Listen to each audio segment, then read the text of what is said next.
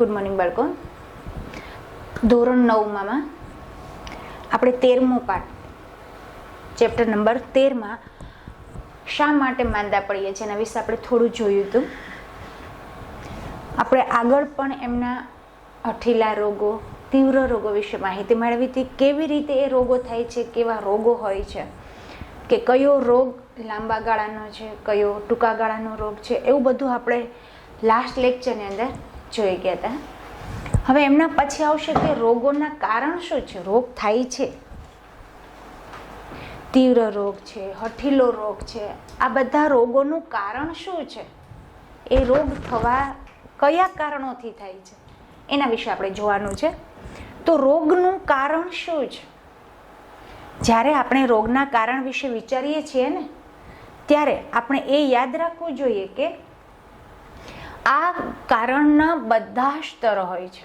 એક કારણથી આપણે એમના પહેલા લાસ્ટ લેક્ચરની અંદર જોઈ ગયા કે એવું જ નથી હોતું કે કોઈના ચેપથી આપણને રોગ થાય છે, કોઈના સંપર્કમાં આવવાથી આપણને રોગ થાય છે, એવું જ નથી હોતું. શરીરની કોઈ ખામીને કારણે પણ આપણને રોગ થાય છે. એટલે કહેવા એવું માગે છે કે ઘણા સ્તરો છે રોગ થવાના. ચાલો આપણે એક ઉદાહરણ લઈએ કે જો કોઈ નાના બાળકોને પાણી જેવા પાતળા ઝાડા થયા હોય તો એ શક્ય છે કે ચેપગ્રસ્ત છે. કોઈ નાનું બાળક હોય એમને પાતળા ઝાડા થયા હોય તો આપણે એમ કહી શકીએ કે કાંઈક ચેપ લાગ્યો હશે. પણ એ કયો ચેપ લાગ્યો હશે, કયું કારણ હશે? કે દૂષિત પાણી પીવાથી પણ નાના બાળકની રોગ પ્રતિકારક શક્તિ ઓછી હોય છે. એટલે દૂષિત પાણી પીવાથી પણ એ બાળકને તરત જ આવી અસર જોવા મળે છે. પરંતુ તેના પછી એ પ્રશ્ન થાય છે કે જો તમને કેટલા પ્રશ્નો પૂછી લેશે ને પછી પાછા સામે આન્સર બી આપશે કે આ કારણેથી તમને રોગ થયો છે, તો એમના પછી શું કારણ હોય, એમના પછી કયું કારણ હોઈ શકે છે? ઘણા પ્રશ્નો પૂછશે. ખાસ ધ્યાન રાખજો ક્યાંથી ક્યાં આવે છે. પરંતુ એના પછીનો પ્રશ્ન એ થાય છે કે વાયરસ આવ્યો ક્યાંથી? ઝાડા થાય છે તો ચેપગ્રસ્ત છે. પરંતુ એના પછી એવો પણ પ્રશ્ન થાય છે કે કદાચ જો એ વાયરસથી થતું હોય તો વાયરસ ક્યાંથી આવ્યો? તો સમજી લો કે આપણને ખબર છે કે વાયરસ દૂષિત પાણી પીવાને કારણે બાળકના શરીરમાં આવ્યો હશે. કદાચ બાળક છે એ ખરાબ પાણી પીવાથી, ગટરને યોગ્ય પાણી પીવાથી, જો એ દૂષિત પાણી પીવાથી, ખુલ્લું પાણી પીવાથી જો પણ એ આ રોગ એને લાગુ પડ્યો હશે. એટલે અન્ય બાળકોને પણ એ દૂષિત પાણી પીધેલું છે. જો શું કહેવા માંગે છે કે 4-5 વિદ્યાર્થીની ટોળકી હોય, 4-5 બાળકોની ટોળકી હોય, એમાં બધા બાળકોએ આ પાણી પીધું હોય, પરંતુ એક જ બાળકને કેવી રીતે અસર થઈ શકે છે, બીજા બાળકોને કેમ ન થાય? તો શું કહે છે કે અન્ય બાળકોએ પણ આ પાણી પીધેલું હતું, તો એનું કારણ એક જ કે બાળકને ઝાડા થયા છે, બીજાને કેમ ના થયા? આનું કારણ એ પણ હોઈ શકે છે કે બાળક તંદુરસ્ત ન હોય. જો એક કારણ એ કે વાયરસથી થતો હોય, બીજું કારણ કે દૂષિત પાણી પીવાથી. પરંતુ દૂષિત જો પાણી પીવામાં આવતું હોય તો ઘણા બાળકોએ દૂષિત પાણી પીધું છે, તો એમને કેમ ન થયા અને આમને જ પણ કેમ થયા? તો એનું કારણ એ પણ હોઈ શકે છે કે બાળક છે એ તંદુરસ્ત ન હોય, અસ્વચ્છ હોય. તો પરિણામ રૂપે એવી બાબત થવાની શક્યતા છે કે બાળક તંદુરસ્ત ન હોય એટલે એમને વધારે તકલીફ પડતી હોય. કે જ્યારે બાળક વાયરસના સંપર્કમાં આવે છે તો તે બીમાર થઈ જાય છે, જ્યારે અન્ય બાળકો બીમાર પડતા નથી. હવે પ્રશ્ન એ થાય છે કે બાળક સ્વચ્છ કેમ નથી?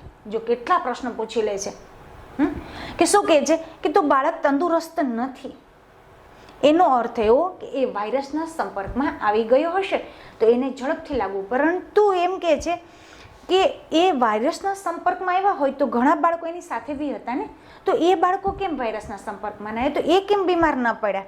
હવે પ્રશ્ન એ થાય છે કે બાળક સ્વચ્છ કેમ નથી, તો બાળક તંદુરસ્ત કેમ નથી? એવું બની શકે છે કે બાળકનું સારું પોષણ ન મળતું હોય, એમના ઘરેથી જે એનું ભરણ પોષણ થતું હોય ને એ યોગ્ય રીતે ન થતું હોય તો બી બાળક બીમાર પડી શકે છે. એટલે શું કહે છે કે પોષણ ન મળતું હોય તો, અને એ પર્યાપ્ત માત્રામાં ખોરાક પણ ન લેતો હોય, એટલે શું કહે છે કે એ બરોબર પોષિત ખોરાક લેતો ન હોય, સમતોલ આહાર ન લેતો હોય, એ પણ એનું કારણ હોઈ શકે કે એમને તરત જ બીમારી લાગુ પડી ગઈ છે. આમ પર્યાપ્ત માત્રામાં પોષણ ન લેવું એ પણ રોગનું બીજું કારણ છે. જો કેટલા તમને પ્રશ્નો પૂછી લીધા. તો બીજું કારણ હોય બાળક પર્યાપ્ત માત્રામાં પોષણ કેમ નથી મેળવી શકતું ભાઈ? પાછો એક ક્વેશ્ચન તમને કહ્યું કે જો બાળક પોષણ નથી લેતું તો એનું કારણ શું છે, કે બાળક કેમ પોષણ નથી લેતું, એનામાં કંઈક પણ ખામી હોવી જોઈએ. બની શકે માતા પિતા ગરીબ હોય. પાછો એને આન્સર આપ્યો કે પોષણ ન લેતું હોય એનો અર્થ એવો છે કે એમનું જે ફેમિલી છે એ ગરીબ કુટુંબ હોય, એમના માતા પિતા છે એ ગરીબ હોય તો એનું સારી રીતે ભરણ પોષણ થતું ન પણ હોય. એ પણ સંભવિત છે કે બાળકના આનુવંશિક ખામી હોય. જો કેટલા કારણો આપ્યા છે કે એ બાળકને પાતળા ઝાડા થયા છે તો એનો અર્થ એવો પણ બની શકે, એનું કારણ એ પણ હોઈ શકે કે બાળક છે એ શું છે આનુવંશિક અંદર આંતરિક શરીરની અંદર પણ કંઈક આનુવંશિક ખામી પણ હોઈ શકે છે, જેથી બાળક રોગકારક સંપર્કમાં આવવાથી એ પાતળા ઝાડા અસર દર્શાવે છે. માત્ર આનુવંશિક ખામી કે ઓછા પોષણના પાતળા ઝાડા થઈ શકતા નથી. પાછું એ પણ આપણને કહે છે કે જો આવું હોય બાળકની અંદર એની આનુવંશિક ખામી હોય, પેઢી દર પેઢી જો કંઈ ખામી હોય ને તો કદાચ થઈ શકે. આપણે એવું બી માની લે. પછી શું કહે છે કે હા રોગકારક સંપર્કમાં આવવાથી પણ થાય, પણ એવું શક્ય નથી. આ બંને કારણો ન હોઈ શકે તો એમને પાતળા ઝાડા થાય છે, પણ એ રોગના કારણમાં પણ સહભાગી હોય છે. હવે શું કહે છે, જો કેટલા તમને કહી દીધું છે, આપણે આગળ જોઈશું કે શું કહેવા માગે છે કે બાળક માટે સ્વચ્છ પાણી ઉપલબ્ધ કેમ ન હતું. હવે પહેલું જ કે એની દૂષિત પાણી પીધું હતું ને એટલે એ બાળકને ઝાડા થયા છે. તો દૂષિત પાણી આવ્યું ક્યાંથી, તો કે એનું આપણે જોયું કે એમને કદાચ આનુવંશિકતાની ખામી હોય, ભરણ પોષણ બરાબર ન મળતું હોય, એ સ્વચ્છ ન હોય તો એમના કારણો આ થઈ શકે છે. તો એમ કહે છે કે સ્વચ્છ પાણી કેમ ઉપલબ્ધ, કે સારું પાણી એને કેમ ન મળતું હોય. સંભવ એ પણ છે, શક્યતા એ પણ બતાવે છે કે બાળકનો પરિવાર નિવાસ જ્યાં રહે છે ને ત્યાં સુવિધા નિર્બળ હોવાને કારણે પાણી સ્વચ્છ ઉપલબ્ધ ન પણ હોય. શું કહે છે કે જ્યાં બાળક રહે ને ત્યાં પાણી કદાચ ચોખ્ખું મળતું ન હોય. આ રીતે ગરીબ લોકોની સુવિધાના અભાવ બાળક બીમારનું એક ત્રીજું કારણ છે. ઘણા તમને પ્રશ્નો કરી દીધા અને સામે ત્રીજા જવાબ પણ આપી દીધા છે કે બાળક એવી જગ્યાએ રહેતું હોય કે જ્યાં એને ચોખ્ખું પાણી ન મળતું હોય, એના કારણે પણ દૂષિત પાણી પીવાથી બાળક બીમાર પડી શકે છે. આ પ્રકારે હવે એ સ્પષ્ટ થઈ ગયું કે રોગો પ્રાથમિક કારક અને સહાયક કારકને લીધે પણ થાય છે. તેની સાથે વિભિન્ન પ્રકારના રોગ થવાના એક નહીં પરંતુ ઘણા કારણો હોય છે. આપણે જોયું કે સ્વચ્છ ન હોય, ગરીબ કુટુંબમાં હોય, દૂષિત પાણી પીધું હોય, એની રોગ પ્રતિકારક શક્તિ ઓછી હોય, ઘણા કારણો થઈ શકે છે. તો હવે પહેલું જ કે સંસર્ગજન્ય એટલે ચેપી અને બિન સંસર્ગજન્ય એટલે બિનચેપી રોગ. એટલે શું? ચેપી રોગ એટલે શું અને બિન સંસર્ગ એટલે કે બિનચેપી રોગ એટલે શું? કે જેને અડતા કોઈના વાયરસથી, કોઈની છીંક ખાવાથી, કોઈના ટીપા છીંક ખાય એટલે એનાથી જે પ્રવાહી નીકળે એના બૂંદ ઉડવાથી પણ આપણને જે રોગ થાય એને ચેપી રોગ કહી શકાય છે. હવે આપણે જોયું કે જ્યારે કોઈ પણ રોગ માટે કારણ વિષય વિચારીએ ત્યારે આપણે વ્યક્તિગત સ્વાસ્થ્ય અને સામૂહિક સ્વાસ્થ્ય સંભવિત કારણ ધ્યાનમાં રાખવા જરૂરી બને છે. આપણે આ વિષય ઉપર હજુ વધારે ચર્ચા કરશું. જો આટલી ચર્ચા તો કરી આપણે કે ભાઈ એ ભાઈને રોગ શું કામે થાય છે, તો આપણે એના ઘણા કારણો જોયા. હવે એવું પણ જોઈએ કે સામૂહિક સ્વાસ્થ્ય સંબંધિત કારણો ધ્યાનમાં રાખી બને છે. આપણે આ વિષય ઉપર વધારે ચર્ચા કરી કે રોગના પ્રાથમિક કારણો એટલે કે શરૂઆતમાં જ થવાના ચિહ્નો વિષયમાં વિચારવું વધારે યોગ્ય છે. રોગના કારણનો એક વર્ગ છે સંસર્ગજન્ય કારકો. માખી, મચ્છર, કીટકો આ બધા એને કારકો કહેવાય, ઘટકો કહી શકાય. મોટા ભાગના સૂક્ષ્મજીવો કે જે રોગના પ્રાથમિક કારક સૂક્ષ્મજીવો પણ હોઈ શકે છે. જો શું કે છે, મોટા ભાગના સૂક્ષ્મજીવો હોય છે કે જે રોગના પ્રાથમિક કારક સૂક્ષ્મજીવો હોય છે, નાના નાના હોય છે, તેઓના સંસર્ગજન્ય રોગો કહી શકાય છે. એટલે કે માખી, મચ્છર, કીટકો આવા હોય છે ને એને પણ પ્રાથમિક કારક સૂક્ષ્મજીવો કહી શકાય છે. જેનું કારણ એ છે કે સૂક્ષ્મજીવો સમુદાયની અંદર ફેલાય છે. એ એવું નથી કે દાખલા તરીકે તમારું રોગ પ્રતિકારક શક્તિ ઓછી એટલે તમારી પાસે જે માખી મચ્છર આવશે, એવું નથી. એ તો સમુદાયમાં ફેલાઈ શકે છે, બધાની અંદર ફેલાઈ શકે છે અને એને કારણે થનાર રોગો પણ તેઓની સાથે ફેલાય છે. બહુ સરસ. હવે જેટલું ચાલ્યું છે ને એટલા ક્વેશ્ચન છે. શું બધા રોગો રોગી વ્યક્તિના સંપર્કમાં આવવાથી જ ફેલાય છે? ના, એવું નથી હોતું. શું બધા રોગો એટલે કે શરદી, ઉધરસ, તાવ, કોલેરા, ટાઇફોઇડ, મેલેરિયા, આ બધા રોગો છે એ કદાચ સામેવાળી રોગી વ્યક્તિ હોય એના સંપર્કમાં આવવાથી જ આ વસ્તુ ફેલાય છે? તો ના, એવું કહે છે કે ના ભાઈ, આનો પ્રશ્નનો જવાબ શું આવે કે ના, એવું નથી હોતું કે રોગી લોકો છે એ બધાના સંપર્કમાં આવે તો રોગ ફેલાય છે, એવું નથી હોતું. એવા કયા રોગો છે કે જે ફેલાતા નથી? જો એવા કયા રોગો છે, દાખલા તરીકે છે લોહીનું દબાણ. એ લોહીનું કોઈને દબાણ થતું હોય, બીપીની પ્રોબ્લેમ હોય, ડાયાબિટીસની પ્રોબ્લેમ હોય, આવે વ્યક્તિ, રોગો કયા રોગો છે કે જે ફેલાતા નથી? ડાયાબિટીસ છે, કોલેરા છે, ક્ષય છે, આવા રોગો છે એનાથી કાંઈ એ સંપર્કમાં આવવાથી ફેલાતા નથી. મનુષ્યમાં તે રોગો કઈ રીતે થાય છે અને એ રોગોના સંપર્કમાં આવવાથી ફેલાતા નથી? જો શું કે છે, મનુષ્યમાં આજે કે દાખલા તરીકે છે કે લોહીનું દબાણ છે એ કઈ રીતે થાય છે, ડાયાબિટીસ છે એ કઈ રીતે થાય છે અને એ સંપર્કમાં આવવાથી હવે નથી ફેલાતા? કેમ કે એ આંતરિક છે, જાનીની ખામી છે, આનુવંશિકતાની ખામી છે, એને કારણે આ રોગો આંતરિક થાય છે આપણને અને એ ફેલાતા નથી. તો બીજી તરફ એના કેટલાક રોગો એવા છે કે જે સંસર્ગજન્ય કારકો દ્વારા થતા નથી, એવા ઘટકો દ્વારા નથી થતા, જેના કારણો જુદા જ હોય છે, ભિન્ન હોય છે, પરંતુ તે બહારના કારકો જેવા કે જો આ આંતરિકની વાત કરે છે કે સંસર્ગજન્ય એટલે કે ચેપી રોગો એ અમુક કારકોથી નથી ફેલાતા. શું કામ? કેમ કે એ આંતરિક હોય છે, અંદરથી રોગોનો ઉત્પન્ન થતો હોય એટલે એના કારણો જુદા જ હોય છે. પરંતુ બહારના કારકો, બહારના સૂક્ષ્મ જીવોથી નથી હોતા, જેઓ કે સમુદાયમાં ફેલાઈ શકે છે. જો કે તેઓ મોટા ભાગે આંતરિક તેમજ અસંસર્ગજન્ય હોય છે, એટલે બિનચેપી હોય છે. આંતરિક એટલે અંદરના, અને બિનચેપી રોગો હોય છે. ઉદાહરણ તરીકે કેટલાક, આપણે આ પ્રશ્નનો જવાબ કેવી રીતે ફેલાય છે અને સંપર્કમાં આવવાથી ફેલાતા નથી, એવા કેવા છે કે જે રોગો છે એ સંપર્કમાં આવવાથી ફેલાતા નથી? તો ઉદાહરણ તરીકે કેટલાક પ્રકારના કેન્સર જનીનિક અનિયમિતતાને કારણે થાય છે. કેન્સર છે એ ઘણી વખત શરીરની કાંઈ પણ ત્રુટિ, ખામીને કારણે પણ અનિયમિતતાને કારણે થાય છે. દાખલા તરીકે ઊંચું રુધિર દબાણનું કારણ વધારે વજન હોવાથી પણ ઘણાને એમ બહુ વજન હોય ને, એકદમ હેલ્ધી હોય, એકદમ મેદસ્વીતા હોય, તો એ વ્યક્તિનું કસરત ન કરી શકે એટલે એનું લોહીનું દબાણ વધારે થાય છે, એને કારણે પણ રોગો ઉત્પન્ન થાય છે. એટલે કસરત ન કરવાનું છે. તમે એવા અન્ય રોગોના વિષયમાં પણ વિચારી શકો છો કે જે સંસર્ગજન્ય હોતા નથી. ડાયાબિટીસ છે, આપણે એનું વધારે ઉદાહરણ લઈશું તો ડાયાબિટીસ છે એ પણ આના કારણે જ કે અનિયમિતતા, જનીનની અનિયમિતતા હોય છે, ઊંચું દબાણ હોય છે, વધારે ગળ્યું ખાતી સ્વીટ ખાવાથી પણ આપણને આ રોગ આંતરિક રોગ છે, એ બાહ્ય રોગ નથી. આગળ જોશું હવે પેક્ટિક અલ્સર અને નોબેલ પુરસ્કાર છે એક ઓનલી ફોર વાંચવાનું છે કે બે વૈજ્ઞાનિક હતા. એ બે વૈજ્ઞાનિકે, એટલે તો પહેલું તમને કહી દઉં ખાલી કે પેક્ટિક અલ્સર એ શું છે, તો કે એ જે જઠર છે ને, જઠર અને પકવાશયની અંદર એસિડિટીના સંપર્કમાં આવવાથી જે સોજો ચડી જાય છે અને દુખાવો થાય છે અને રુધિરનો સ્ત્રાવ થાય ને, એને શું કહેવામાં છે? પેક્ટિક અલ્સર. એ રોગો ઘણા વર્ષોના વર્ષો રહ્યા હતા.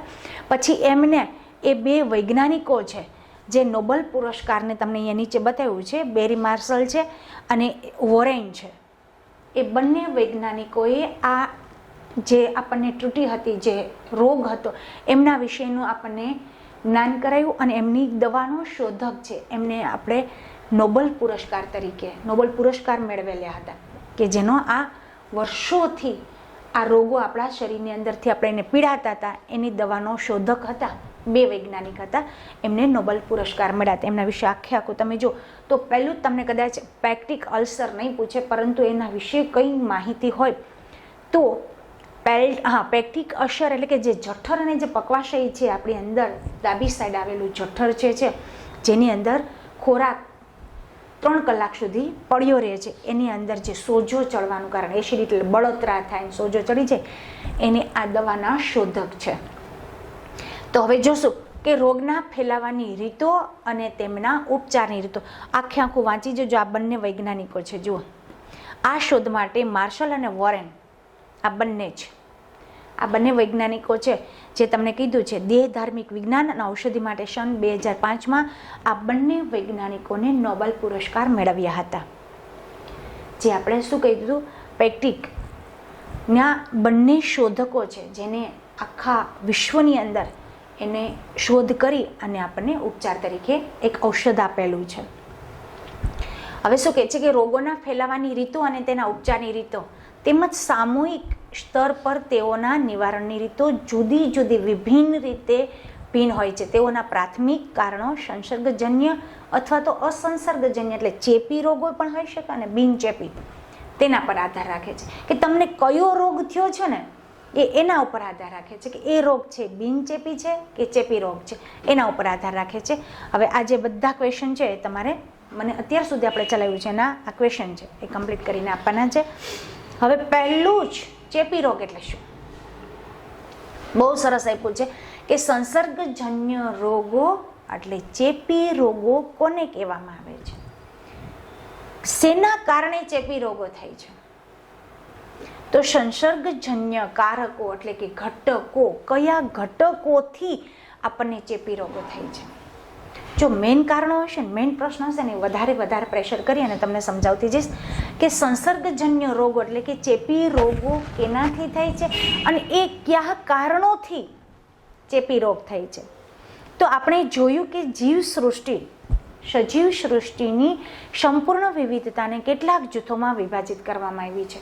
વનસ્પતિ સૃષ્ટિ છે અને પ્રાણી સૃષ્ટિ છે, એમ બે વિભાગોમાં એને વહેંચવામાં આવી. આખું સજીવ સૃષ્ટિની વાત કરે છે.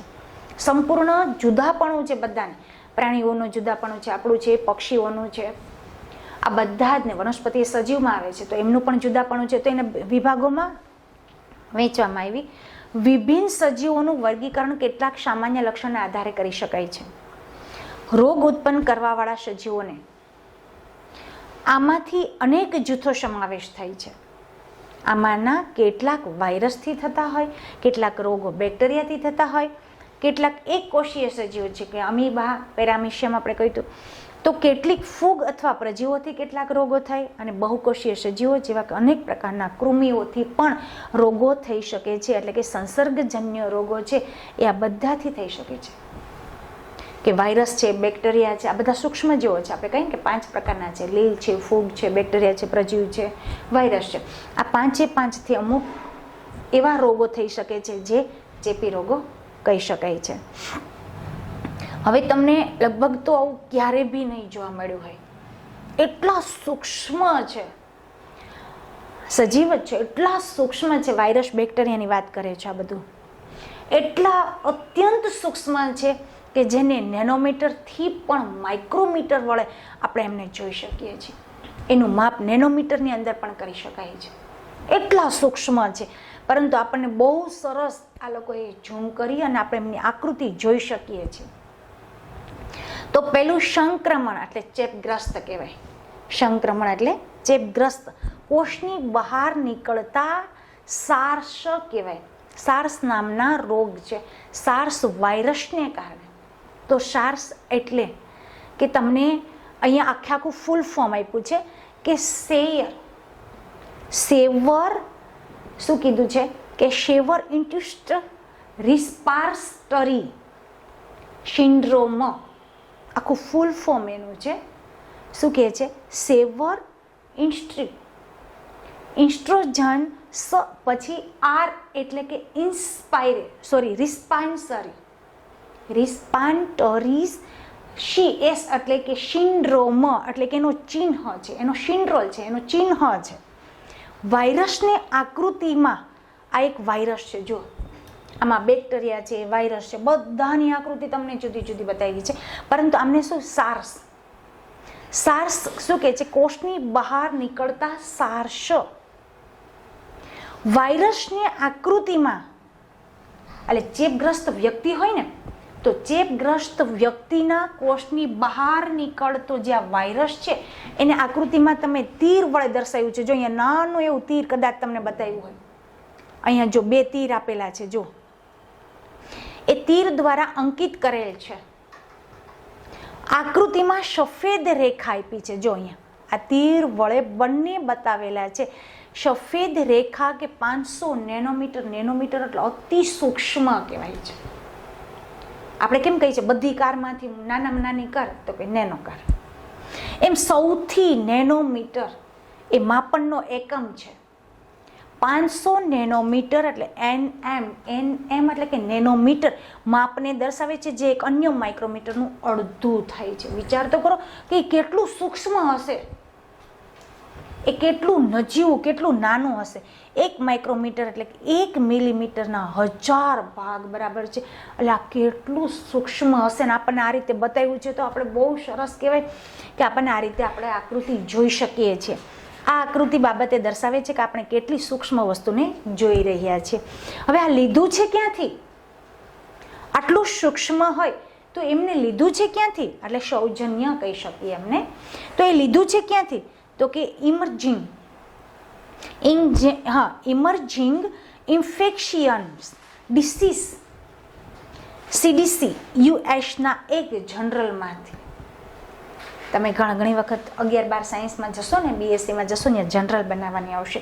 એની અંદરથી આ લેબની અંદરથી આ એક ચિત્ર લીધેલું છે સૌજન્ય, એટલે એમાંથી આ ચિત્ર ગોતી અને આપણને આટલું સરસ એક નેનોમીટર દ્વારા આપણને દર્શાવેલું છે. હવે એમના પછી તમે જુઓ ને તો શું આપ્યું છે, જો બીજું સ્ટેફિલોકોકાઈ બેક્ટેરિયા. જો બેક્ટેરિયાના નામ છે આ બધા. આ વાયરસનું નામ હતું, આ શું હતું? SARS વાયરસ હતું આ બેક્ટેરિયા. એક જો બેક્ટેરિયા સ્ટેફિલોકોકાઈ બેક્ટેરિયા એ ક્યાં શું કરે છે? એ બેક્ટેરિયા તો કે જે ખીલના રોગકારક છે. ઘણાને પિમ્પલ્સ થતા હોય ને, મોટા મોટા પિમ્પલ્સ હોય, નાના હોય, આમ જે કે એનું કારણ શું છે? સ્ટેફિલોકોકાઈ છે. એના બેક્ટેરિયા દ્વારા તમે જોઈ શકો છો. એના બેક્ટેરિયા જો એકદમ ગોળ ગોળ ગોળ ગોળ, અને અહીંયા જો એકદમ સૂક્ષ્મ હોય છે, જે આપણને અત્યારે આ દેખાય છે એવા ન હોય, પરંતુ એકદમ સૂક્ષ્મ હોય છે, જેને આપણે અત્યારે તો અહીંયા બતાવ્યું છે. જે ખીલના રોગકારક છે તેની ડાબી મથાળે, તેની બાજુ ડાબી મથાળે દોરેલી એક રેખા છે, એ 5 માઇક્રોમીટર માપને પ્રદર્શિત કરે છે. ત્યાંનું માપ કેટલું છે? 5 માઇક્રોમીટર, એટલે અતિ સૂક્ષ્મ કહેવાય. તો પણ આપણને સરસ રીતે આપણે એ ખીલ જે થાય છે, પિમ્પલ્સ થાય છે, એ કોના કારણે થાય? બેક્ટેરિયાના કારણે. કયા બેક્ટેરિયા થાય છે? આવા ક્વેશ્ચનો કરી શકે કે ખીલ છે એ ખીલના રોગકારક બેક્ટેરિયા કયા છે? તો તમે લખી શકો સ્ટેફિલોકોકાઈ. ના દ્વારા એ કેટલા માપના હોય છે? તો 5 માઇક્રોમીટરના માપથી દર્શાવે છે. ત્રીજું પ્રજીવથી થાય છે. પહેલું વાયરસ, પછી બેક્ટેરિયા બતાવ્યા છે તમને, અને હવે શું બતાવ્યું છે તમને? પ્રજીવ બતાવ્યો છે. કે પ્રજી એ શું છે? ટ્રાઇપેનોસોમા. જો કેટલું વાયરસ, આપણને એમ થાય વાયરસ છે ને સૌથી સૂક્ષ્મ જીવ. આ બધા સૂક્ષ્મ જીવ 5 છે, એમાંથી સૌથી વધારે સૂક્ષ્મ હોય તો વાયરસ. વાયરસ સૌથી સૂક્ષ્મ છે. તમને લાગે છે કેવું? તો પ્રજીવ છે એ શું છે? કે ટ્રાઇપેનોસોમા, આ એમનું નામ છે પ્રજીવનું. એ શું, કયો રોગ થાય છે એમનાથી? તો કે અનિદ્રા રોગનો કારક છે. ઘણાને ઊંઘ જ ના આવતી, એમના કારણે છે. રકાબી આકારના લાલ રુધિર, રકાબી આકારના લાલ રુધિર કોષો તેની આજુબાજુ રહેલા ટ્રાઇપેનોસોમાના માપની સમજણ આપે છે કે કેવું રોગ હોય છે, કેવો વાયરસ હોય છે, એનું માપ દર્શાવે છે તમને. આવું હોય છે. પરંતુ આપણને આ લાલ રક્ત રુધિરની અંદર હોય છે, લોહીની અંદર હોય છે, સમજણ આપે છે. અને આ લીધું છે ક્યાંથી? કોપીરાઇટ, એટલે કે આ નમૂનો છે એ મળ્યો ક્યાંથી આપણને? આ ક્યાંથી લીધેલો છે? તો કે Oregon health and science university USમાંથી લીધેલો છે. નકર આપણને આવું જોવા મળે નહીં. આપણને આ ત્યાંથી લીધેલો નમૂનો છે. તો આપણે જોઈ શકીએ છીએ કે પહેલું વાયરસ, પછી બેક્ટેરિયા જોયું, અને પ્રજીવ. હવે આવશે તમારે બંને સૂક્ષ્મજીવો.